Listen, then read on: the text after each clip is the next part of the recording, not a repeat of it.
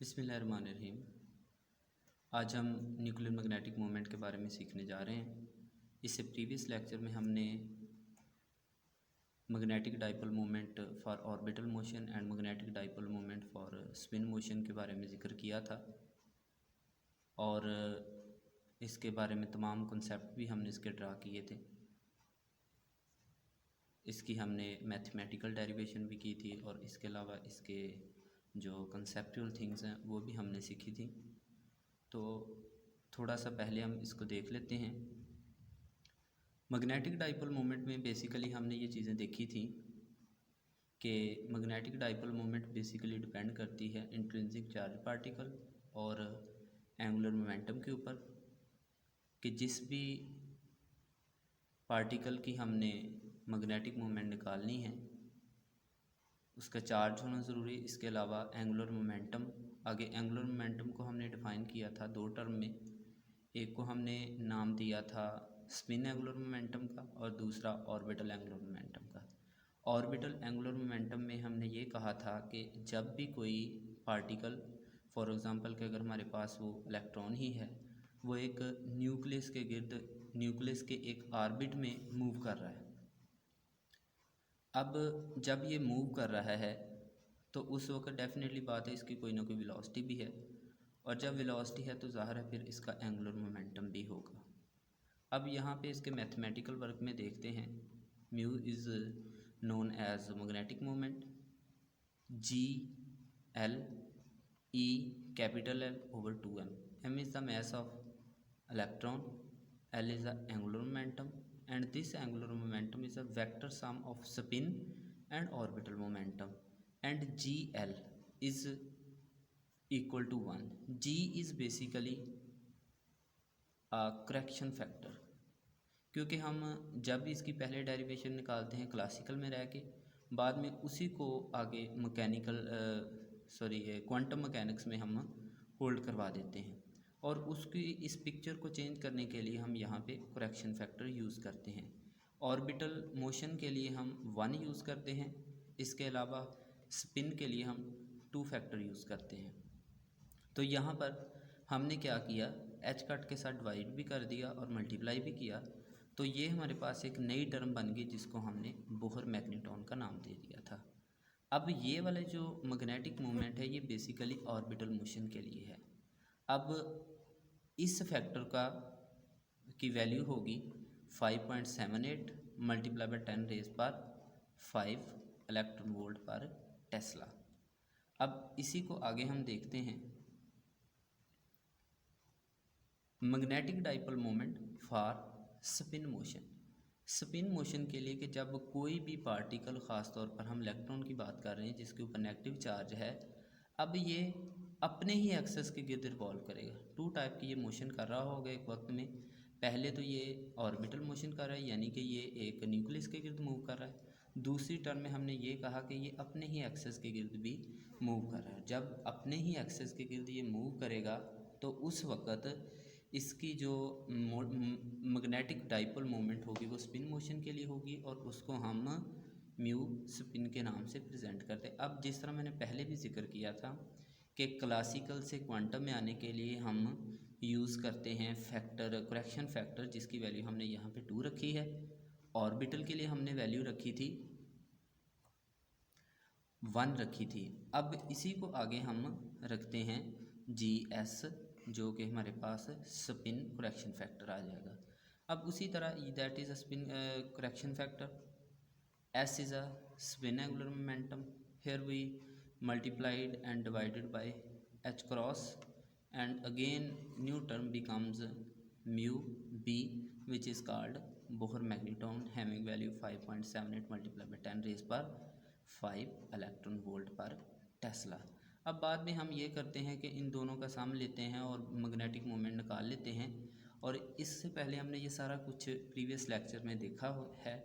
और आगे जो हमारा टॉपिक है, एक तो हमने ऑर्बिटल मोशन और दूसरा हमने स्पिन मोशन को ड्रा करना है न्यूक्लियर पार्टिकल, न्यूक्लियॉन्स के ऊपर हमने इसको अप्लाई करना है। न्यूक्लियस के अंदर हमारे पास हम जानते हैं कि प्रोटॉन होता है, न्यूट्रॉन होता है, तो हमने उनके ऊपर इनको अप्लाई कर देना। क्यों हमने अप्लाई करना है? क्योंकि पहले हमने ये चीज़ सीखी है कि इंट्रिंसिक चार्ज पार्टिकल होना चाहिए, एंगुलर मोमेंटम होना चाहिए। हमें ये पता है कि जो हमारे पास प्रोटॉन है उसके ऊपर चार्ज भी है, और ज़ाहिर है कि अगर उसका मैस है, मूव भी कर रहा है, तो उसका एंगुलर मोमेंटम भी होगा। और मैग्नेटिक मोमेंट के लिए दोनों प्रॉपर्टीज, दोनों जो उसकी शराइत हैं वो न्यूक्लियॉन्स के ऊपर होल्ड करती हैं, तो इसीलिए हम उसको इजीली अप्लाई कर सकते हैं। Let's move towards the new topic, nuclear magnetic movement. अब न्यूक्लियर मैग्नेटिक मूवमेंट में हमने प्रीवियस फिनोमेना को, यानी कि मैग्नेटिक डाइपोल मूवमेंट को, हमने न्यूक्लियॉन्स के ऊपर अप्लाई कर देना है। अब देखें कि हमने जो बोहर मैग्नेटॉन की वैल्यू निकाली है वो किसके लिए थी? इलेक्ट्रॉन के लिए। तो उसकी वैल्यू आई थी 5.78 मल्टीप्लाई बाय 10⁻⁻5 इलेक्ट्रॉन वोल्ट पर टेस्ला। अब यहाँ पर हमने बात की थी सिर्फ इलेक्ट्रॉन की। यहाँ पे जो मास पुट किया था वो भी इलेक्ट्रॉन का था, इसके अलावा चार्ज जो पुट किया था वो भी इलेक्ट्रॉन ही का था। तो इस तरह हमने जो वैल्यू निकाली थी वो हमारे पास आ गई Bohr magneton for an electron. अब जब हमने न्यूक्लियस के अंदर की बात करनी है, यानी कि प्रोटॉन और न्यूट्रॉन की बात करनी है, तो उस वक्त जो मूवमेंट होगी उसको हम नाम देंगे nuclear magneton for nuclear particle, या फिर हम उसको नाम दे देते हैं न्यूक्लियर मैग्नेटिक मूवमेंट का। अब देखें यहाँ पर इसकी जो वैल्यू आई है 3.15 मल्टीप्लाई बाय 10⁻⁻8 इलेक्ट्रॉन वोल्ट। अब इस वैल्यू में इतना डिफरेंस इसलिए आ रहा है क्योंकि हमारे पास जो प्रोटॉन का मैस होता है वो ग्रेटर होता है इलेक्ट्रॉन के मैस से, तो इसी वजह से जो मैग्नेटॉन की वैल्यू आई है वो हमारे पास कम है। इसीलिए दोबारा सुने, क्योंकि हमारे पास प्रोटॉन का मैस जो है वो ज़्यादा है इलेक्ट्रॉन से, इसलिए ये वैल्यू हमारे पास कम आती है। ऑलरेडी हमने मैग्नेटिक डाइपोल मोमेंट जब निकाली थी इलेक्ट्रॉन के लिए, तो उस वक्त हमने ये कहा था कि म्यू ई यानी कि magnetic moment for electron is equal to -EL/2me। Here me is the mass of electron. अब इसी फिनोमेना को यूज़ करते हुए जब हमने न्यूक्लियर मैग्नेटिक मूवमेंट निकालनी है, यानी कि इसको हम magnetic dipole movement for proton भी कह सकते हैं, तो उसके लिए हम यहाँ पर मैस की वैल्यू चेंज कर देंगे और इसके अलावा चार्ज की वैल्यू भी यहाँ पर हम चेंज कर देते। तो इस तरह इस फार्मूले को यूज़ करते हुए हम वैल्यूज़ निकाल सकते हैं। ये वाला फैक्टर जो हमने ड्रा किया है बोहर मैग्नेटॉन का, that is only for an electron and this is for nuclear magneton for the nuclear particle. अब कंबाइनली जब हमने इसको निकाला है तो ये बेसिकली न्यूक्लियस के लिए आया। अब ज़ाहिर है हम न्यूक्लियस को भी एक पार्टिकल मानते हैं, वो इसलिए पार्टिकल मानते हैं because nucleus has a positive charge, nucleus के ऊपर नेट पॉजिटिव चार्ज होता है, और इसी तरह उसका मैग्नेटिक एंगुलर मोमेंटम भी होता है। इसी वजह से ये मैग्नेटिक मोमेंट की प्रॉपर्टी उसके ऊपर भी होल्ड करती हैं। तो ये हमारे पास न्यूक्लियर मैग्नेटॉन आ गया फॉर न्यूक्लियर पार्टिकल्स के लिए, या फिर कंबाइनली हम इसको कह सकते हैं कि that is for the nucleus. तो ये न्यूक्लियस के लिए उसका मैग्नेटॉन आ गया जिसकी वैल्यू 3.15। अब उसमें हमने किया क्या है, उसमें हमने यहाँ पे प्रोटॉन का मैस यूज़ किया है, charge of the proton use किया because the net charge on the nucleus is positive and positive charge due to proton की वजह से इसके ऊपर चार्ज था, इसलिए हम उसी की प्रॉपर्टी यूज़ करते हुए इसको हमने निकाल लिया। आगे अब हम बात करते हैं न्यूक्लियर मैग्नेटिक मूवमेंट के बारे में। इससे प्रीवियस हमने देखा था कि किस तरह हमारे पास न्यूक्लियर मैग्नेटिक मूवमेंट आते हैं, उसमें हमने निकाला था न्यूक्लियर मैग्नेटॉन का फार्मूला। अब इसी फार्मूले को आगे हम यूज़ करते हुए फर्दर फंक्शंस निकालते हैं। तो लेट्स स्टार्ट। पहले हम यहाँ से प्रोटॉन की देखते हैं। प्रोटॉन के लिए nuclear magnetic movement of for proton. अब देखें जिस तरह हमने पहले भी जिक्र किया है कि इसकी दो ही शर्तें हैं, एक तो इंट्रिंसिक चार्ज पार्टिकल होना चाहिए, दूसरा एंगुलर मोमेंटम होना चाहिए। अब एंगुलर मोमेंटम जो होता है ये दो टर्म पे डिपेंड करता है। नंबर वन, एक तो इसकी स्पिन होती है और दूसरा ये ऑर्बिटल के लिए होता है। अब हम कंबाइनली इसका यूज़ कर रहे हैं, स्पिन के लिए कर रहे हैं। इससे पहले हमने इसको देखा था ऑर्बिटल के लिहाज से, लेकिन ऑर्बिटल के लिहाज से हम कैसे निकालते हैं उसको हम शेल मॉडल यूज़ करते हुए किसी भी प्रोटॉन की हम जो उसकी ऑर्बिटल मोशन निकालते हैं कि जब हम कहते हैं कि ये इसके अंदर जो न्यूक्लियस है उसके अंदर हमारे पास होते हैं चार्जेस होते हैं, पॉजिटिव चार्ज होते हैं, वो होल्ड करते हैं और उनका एक फर्दर एक न्यूक्लियस बन जाता है जिसके गिर्द वो भी रिवॉल्व करते हैं। तो ये सारी बातें आप शेल मॉडल से देख सकते हैं। लेकिन हमारा जो इस वक्त कंसर्न है वो nuclear magnetic moment for a proton के लिए है।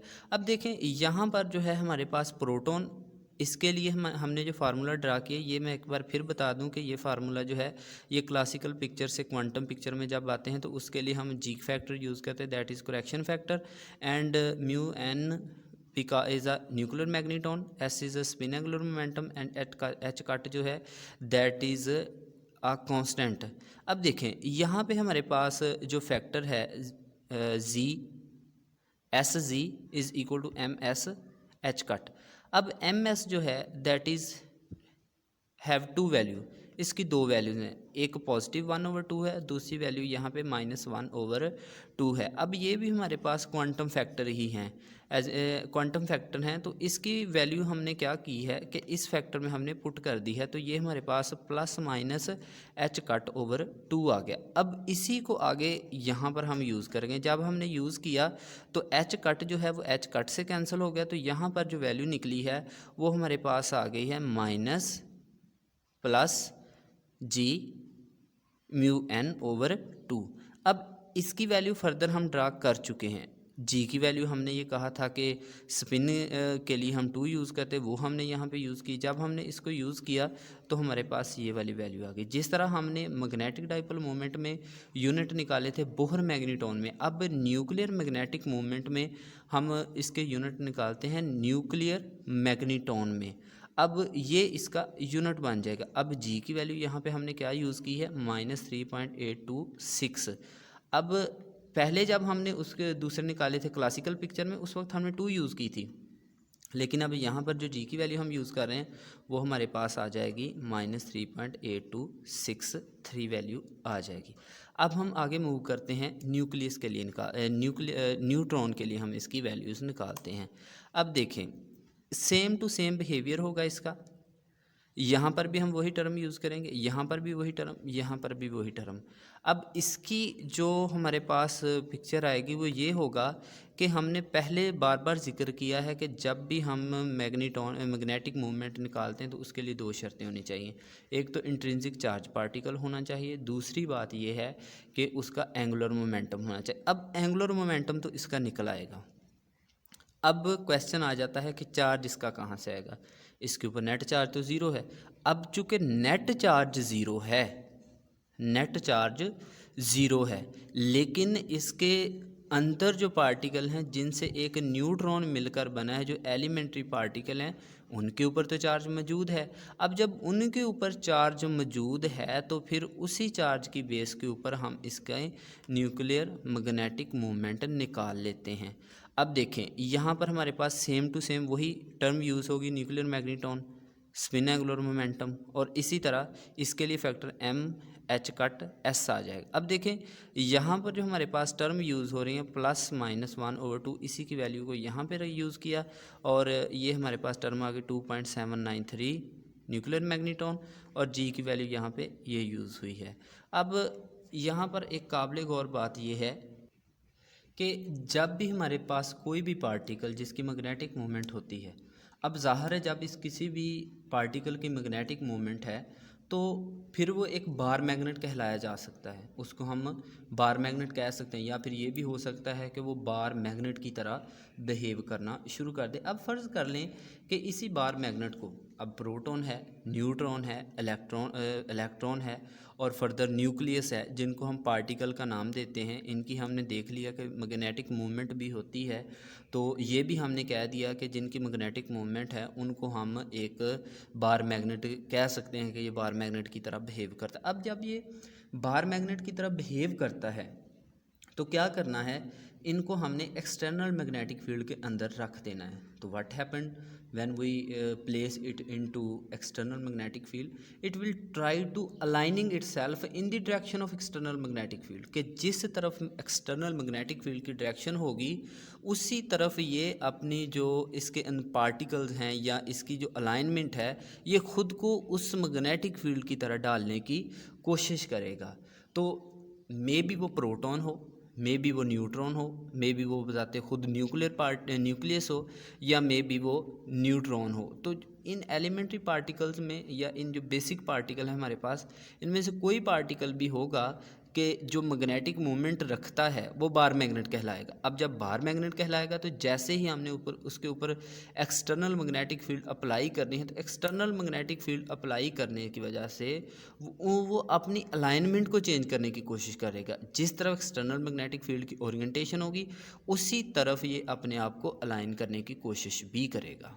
अब यहाँ पर एक और चीज़ काबिल गौर है कि जब भी हमने इन पार्टिकल्स को मैग्नेटिक फील्ड के अंदर रख दिया, अब चार्ज की वैल्यू तो अलग सी बात है। अब देखना ये है कि जैसे ही हमने इनको एंगुलर मोमेंटम के थ्रू देखना है, तो हमने ये बात की है कि इनका जो एंगुलर मोमेंटम होता है क्वांटमली दैट इज़ क्वांटाइज्ड। नेचर के अंदर इन पार्टिकल का जो एंगुलर मोमेंटम है, बेशक वो इलेक्ट्रॉन है, प्रोटॉन है या न्यूट्रॉन है, ये एग्जिस्ट करता है क्योंकि ये क्वांटाइज्ड नेचर है।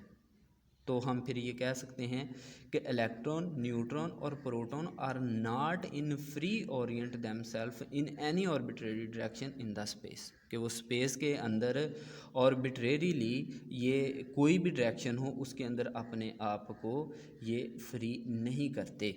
तो फिर इस तरह ये रूल्स जिस सिस्टम के अंदर ये रह कर अप्लाई हो रहे हैं उसके ऊपर, तो ये सारे के सारे रूल्स को फिर रिस्ट्रिक्ट करेगा, उनके ये जो रिस्ट्रिक्टेड होगी रूल्स की कि उनको ये फॉलो नहीं करेगा।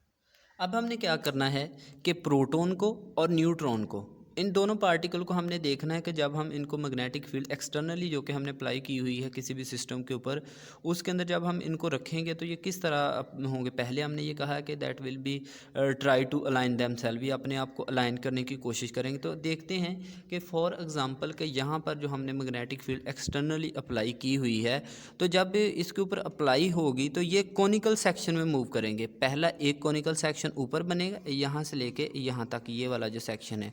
अब दूसरा सेक्शन जो है ये नीचे बनेगा, एक पॉजिटिव सेक्शन बन रहा होगा, एक नेगेटिव सेक्शन बन रहा होगा। इसी की बेस के ऊपर इसकी मैग्नेटिक एनर्जी भी निकाली जाती है। तो प्रोटॉन के लिए इसका बिहेवियर और इलेक्ट्रॉन के लिए बेसिकली तो सेम रहेगा, लेकिन इनकी ओरिएंटेशन में थोड़ा बहुत फ़र्क आएगा कि जब जो एक्सटर्नल मैग्नेटिक फील्ड अप्लाई की है और इनकी जो बार मैग्नेट की है फील्ड है वो एक दूसरे को अगर तो सपोर्ट कर रहे हैं, तो वो हम देखते हैं आगे जाके।